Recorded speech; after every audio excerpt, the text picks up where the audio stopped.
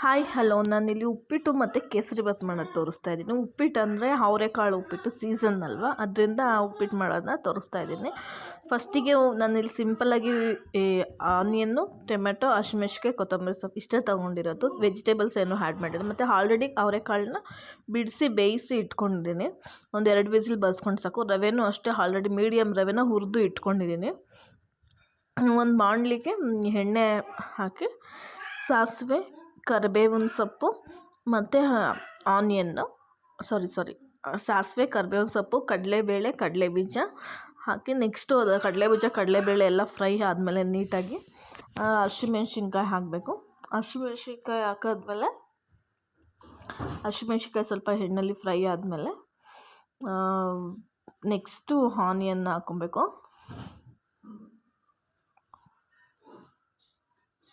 ನೋಡಿ, ಆನಿಯನ್ ಹಾಕಿ ನೀಟಾಗಿ onion ಆಯಿಲಲ್ಲಿ fry ಆಗಬೇಕು.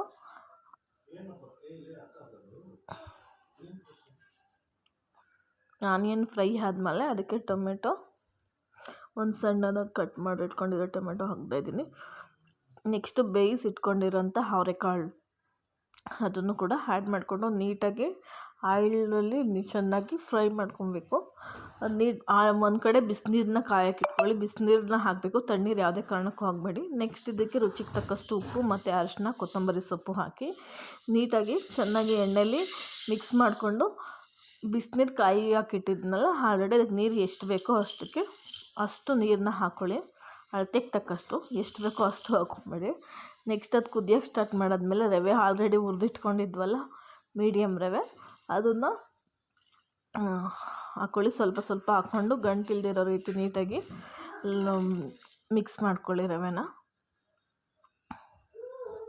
ನೋಡಿ, ಈ ರೀತಿ ಸ್ವಲ್ಪ ಸ್ವಲ್ಪನೇ ಹಾಕ್ಕೊಂಡು ನೀಟಾಗಿ ಮಿಕ್ಸ್ ಮಾಡಿಕೊಂಡು ಕುದೀತಾ ಇದೆ. ನೋಡಿ, ಒಂದೇ ಸಲ ಹಾಕಿದ್ರೆ ಗಂಟಾಗ್ಬಿಡುತ್ತೆ. ಸ್ವಲ್ಪ ಸ್ವಲ್ಪ ಹಾಕ್ಕೊಂಡು ನೀಟಾಗಿ ಮಿಕ್ಸ್ ಮಾಡಿಕೊಂಡ್ರೆ 1-2 ನಿಮಿಷ ಲಿಡ್ ಕ್ಲೋಸ್ ಮಾಡಿ ಕುದಿಯೋಕ್ಕೆ ಬಿಡಿ. ಸ್ವಲ್ಪ ಆದಮೇಲೆ ಉಪ್ಪಿಟ್ಟು 1-2 ನಿಮಿಷ ಸಿಮ್ಮಲ್ಲಿ ಇಟ್ಟರೆ ಉಪ್ಪಿಟ್ಟು ರೆಡಿ ಆಗುತ್ತೆ. ಲಾಸ್ಟಲ್ಲಿ 1 ಸ್ಪೂನ್ ತುಪ್ಪ ಬೇಕು ಅಂದರೆ ಹಾಕ್ಕೊಳ್ಳಿ, ಬೇಡ ಅಂದರೆ ಬೇಡ. ಹಾಕ್ಕೊಂಡು ಉಪ್ಪಿಟ್ಟು ರೆಡಿ ಆಗುತ್ತೆ. ನೆಕ್ಸ್ಟ್ ಕೇಸರಿಬಾತಿಗೆ ಒಂದು ಬಾಣಲಿಯಲ್ಲಿ ತುಪ್ಪ ಸ್ವಲ್ಪ ಹಾಕ್ಬಿಟ್ಟು ಇಲ್ಲಿ ರವೆ ತೊಗೊಂಡಿದ್ದೀನಿ. ರವೆನ ಹುರ್ಕೊಂಡು ತುಪ್ಪದಲ್ಲಿ ನೀಟಾಗಿ ಚೆನ್ನಾಗಿ 1-2 ನಿಮಿಷ ಚೆನ್ನಾಗಿ ಹುರ್ಕೊಬೇಕು. 3 ಲವಂಗ, 1 ಏಲಕ್ಕಿ ತೊಗೊಂಡಿದ್ದೀನಿ. ಅದನ್ನು ಹಾಕಿ ನೀಟಾಗಿ ಇದು ಮಾಡ್ಬೇಕು. ಡ್ರೈ ಫ್ರೂಟ್ಸ್ ಹಾಕ್ತೀನಿ ಅಂದರೆ ನೀವು ಇದ್ರ ಜೊತೆನೇ ಹಾಕ್ಕೊಬೇಕು. ಇಲ್ಲ ಸಪ್ರೇಟಾಗಿ ತುಪ್ಪದಲ್ಲಿ ಒಗ್ಗರಣೆ ಕೊಟ್ಟು ಕೂಡ ಹಾಕ್ಬೋದು. 2 ನಿಮಿಷ ರವೆ ಹುರಿದಾದ್ಮೇಲೆ ಅದಕ್ಕೆ ಸಕ್ಕರೆ ಹಾಕಿ, ಇಲ್ಲಿ ಯಾವುದೇ ಥರ ನಾನು ಫುಡ್ ಕಲರು ಮತ್ತು ಏನು ಮಿಕ್ಸ್ ಮಾಡಿದೆ ಸಕ್ಕರೆನ ಫುಲ್ಲು ಕರಗಾಗಿ ಬಿಡಬೇಕು. ರವೆಯಲ್ಲಿ ಉರಿತಾ ಅದು ಫುಲ್ಲು ಸಕ್ಕರೆ ಮೆಲ್ಟ್ ಆಗುತ್ತೆ. ಆವಾಗ ಒಂದು ಕಲರ್ ಬರುತ್ತೆ. ಅದು ತುಂಬ ಟೇಸ್ಟಿಯಾಗಿ ಕ್ಯಾರಮೆಲ್ ಥರ ಆಗುತ್ತೆ. ಅದೇ ತುಂಬ ಟೇಸ್ಟಿಯಾಗಿ ತುಂಬ ಚೆನ್ನಾಗಿರುತ್ತೆ ಕೇಸರಿಬಾತ್. ಈ ರೀತಿ ಒಂದ್ಸಲ ಟ್ರೈ ಮಾಡಿ ನೋಡಿ. ಚೆನ್ನಾಗಿ ರವೆ ಎಲ್ಲ ಫುಲ್ ಮೆಲ್ಟ್ ಆದಮೇಲೆ ಬಿಸಿನೀರು ಕಾಯಕ್ಕೆ ಇಟ್ಕೊಂಡಿದ್ವಲ್ಲ, ಆಲ್ರೆಡಿ ಬಿಸಿನೀರು ಕಾಯಕ್ಕೆ ಇಟ್ಕೊಂಡಿದ್ವಿ. ಬಿಸಿನೀರೇ ಹಾಕಬೇಕು, ಯಾವುದೇ ಕಾರಣಕ್ಕೂ ತಣ್ಣೀರು ಹಾಕ್ಬಾರ್ದು. ಈ ರೀತಿ ಆದರೆ ಚೆನ್ನಾಗಿ ಕುದಿಯೋಕ್ಕೆ ಸ್ಟಾರ್ಟ್ ಆಗುತ್ತೆ.